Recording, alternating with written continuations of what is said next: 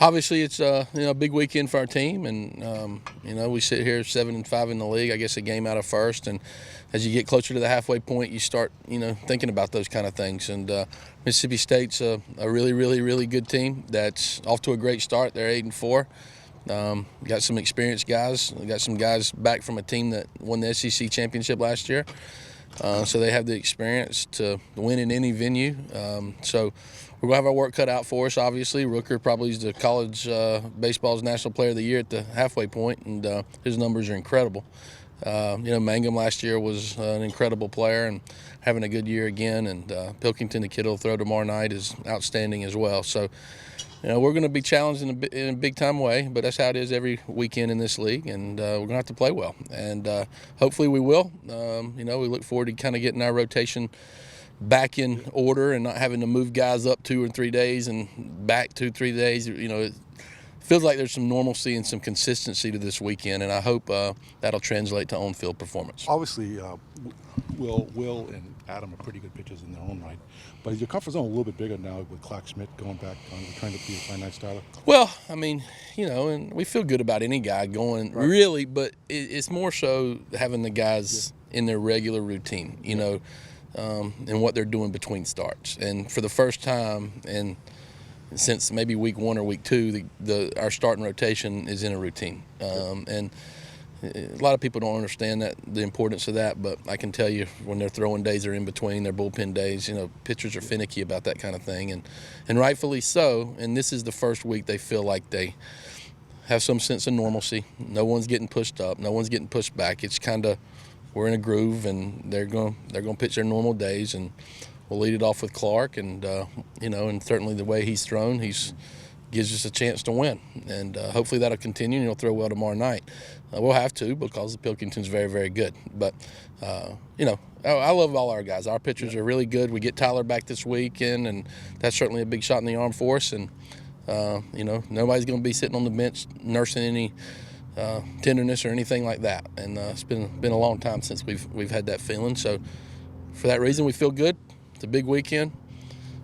We got to go play well. Physically, you're doing better. How's your team mentally right now?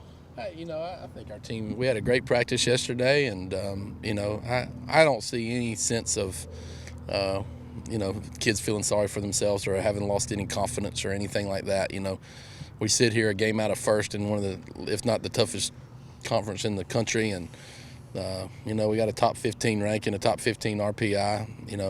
I know how some think the world's falling around here, but it isn't. And we got a lot to play for. We're going to have to play good down the stretch. We'd have to play good down the stretch whether we hadn't lost those 3 games, by 1 pitch, or had one. We still have to play good down the stretch no matter what. We control our own destiny, and we got a good team, and now we're healthy. Let's go see where we stand. How was Johnson felt the last couple of days? Great. He felt great and threw really well, and recovered good the next day, which was, one of our sticking points. How are you going to feel the next day? And his velocity was great. He was normal. He was normal Tyler. And coming off an injury like that, that would be concerning, but there were no issues there. And if we have a 1-run lead tomorrow night in the 9th inning, he's getting the ball. And it'll be that way pretty much the rest of the year. What was his velocity?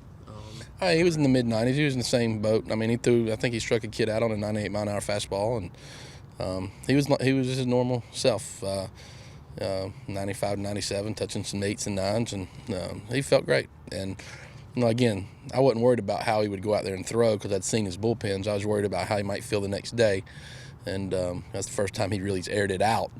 But he felt great. He feels great today, and we look forward to giving him the ball in tight. We feel good about our chances when you give a kid like that the ball with the game on the line, because he throws the ball so dang hard, and he's got great command. He's not going to walk you. Fields his position well, holds runners well. He does everything you'd want a relief pitcher to do. Chad, when he left that game against Clemson, how long before you guys knew this was going to be something that kept him out for several weeks? We knew it would be several weeks, but we were very thorough and conservative in his care. Kid's he's going to play baseball a lot longer than just this season, and he's going to play for a lot longer than just with the Gamecocks. So we had to make sure we take care of him and protected him and not put him in any danger of re-injuring it, So our medical folks did a great job. Dr. Mazaway and Brainerd, they were awesome. And his care, and not only that, his rehab and everything that they have provided for him enabled him to feel as good as he's feeling now. I hope, when it happened against, earlier in the year against Clemson, I was hoping it was a three or 4 week injury.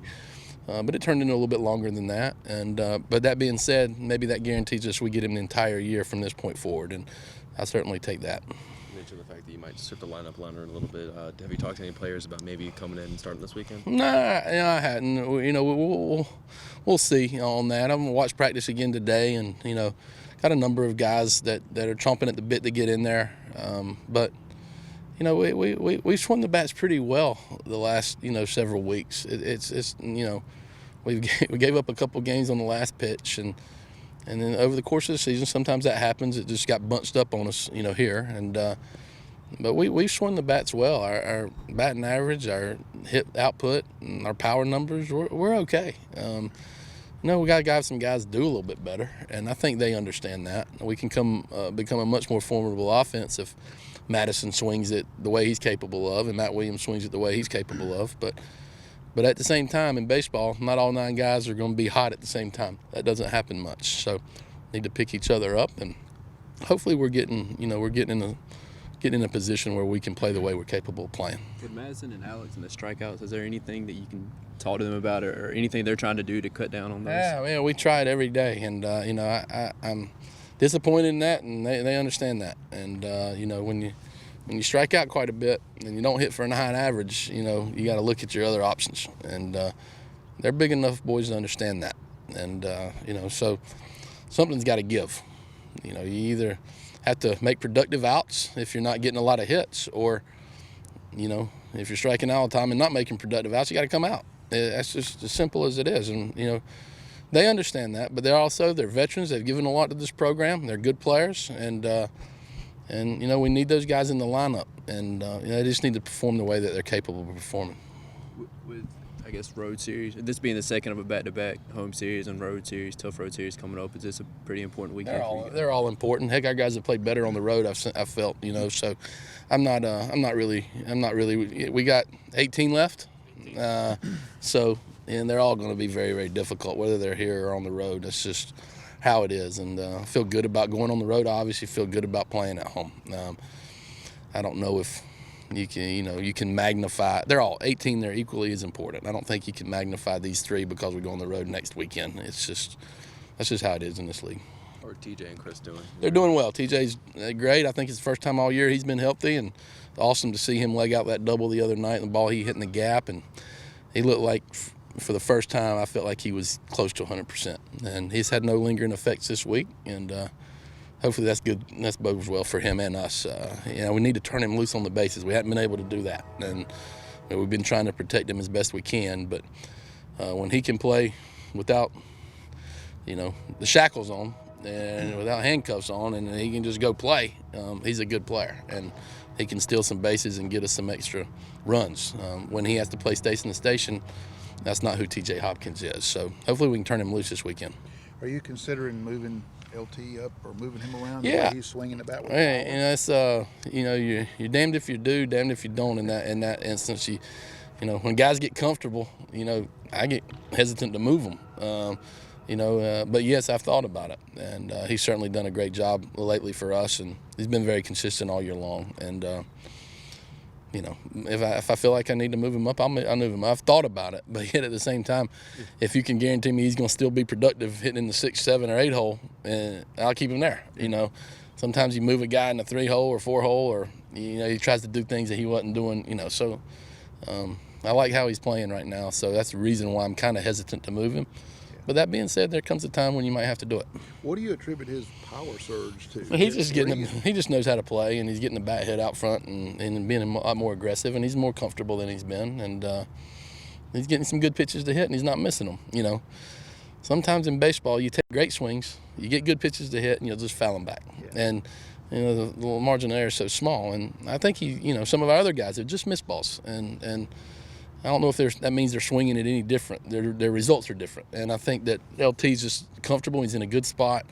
And when he gets a good pitch, he's not missing it. And it's really, really been neat to see. I've always thought he could swing the bat, and it's good to see him doing it, and certainly helping us. Mississippi State obviously has a first-year head coach. Are they playing the game differently than they were under John Cohen? Well, I think it's about this. I mean, they got the same players. They are very aggressive. Coach has done a great job with them. He hasn't been there for long, but he's used to winning. He's obviously been at LSU, and he knows what the league's all about. And they got some experienced players. Like I said, they got a lot of guys in that dugout. They got SEC championship rings on their fingers, so they know what it's all about. We're going to have to play our best baseball, and their coach has done a great job. Their staff is great. Pitching coach came, obviously from Kentucky, so he's very familiar with our team. So it's going to be a heck of a challenge. There's familiarity, from their coaching staff to our players, and vice versa, because everybody in the league's so close. So and we know each other, but I hadn't seen too much. They're aggressive. They're going to swing the bats, and they're going to be aggressive on the bases. And he certainly got a lot of energy. Looks like Rooker sort of exploded onto the scene here this year. He had a good year last year, I guess. Yeah, he was good. But also in this year, he's just taking his game's like 2 or 3 levels above where he was last year. I think he's 2 or 3 levels above anybody that's playing. It's not just what he was last year. He's it's like he's playing slow pitch softball with the numbers he's putting up. It's hard to put his numbers up if you sit the ball on a tee, and so we have to be extremely careful with how we treat him and how we pitch to him, and pick our spots, and hopefully he doesn't come up with the game on the line. If he does, I might have to walk the winning run. I might have to put a winning run on base, and those numbers are incredible, and you have to give him respect, because what he's doing is, it's one of the best half of seasons that you've ever seen with the new bat area. It's not even probably close. So we got to try like crazy to be careful with him. And that being said, you walk him. I think he's leading the league in stolen bases, right there at it. So, you got to pick your poison. If you get to second, at least it doesn't count as a run, right? So let him swing, and he's putting a run on the board. So, we'll see. But our guys are pretty good, and our pitchers are aggressive, and they don't like pitching around anybody. And, so it might be interesting to see, our guys go against him. We're not one to just walk him every time. We're going to challenge him from time to time. But that being said, we got to pick our spots, because what he's done so impressive. Thank you, guys. Thank you.